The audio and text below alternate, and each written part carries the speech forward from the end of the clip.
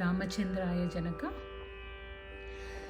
रामचन्द्राय जनकराजजामनोहराय मामकाभीष्टदाय महितमङ्गलम् कोसलेशाय मन्दहासदासपोषणाय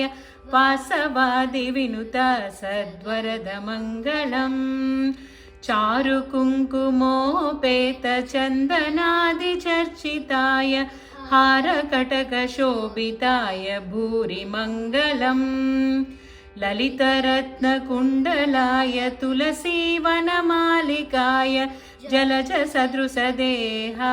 चारुमङ्गलम् देवकीपुत्राय देवदेवोत्तमाय भावजा गुरुवराय भव्यमङ्गलम् पुण्डरीकाक्षाय पूर्णचन्द्राननाय अण्डजातवाहनाय अतुलमङ्गलम् विमलरूपाय विविधवेदान्तवेद्याय सुजनचित्तकामिताय सुभगमङ्गलम् रामदासमृदुलहृदयतामरसनिवासाय स्वामी भद्रगिरिवराय सर्वमङ्गलम्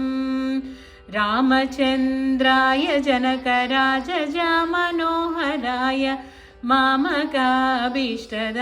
महितमङ्गलम् महितमङ्गलम् महितमङ्गलम्।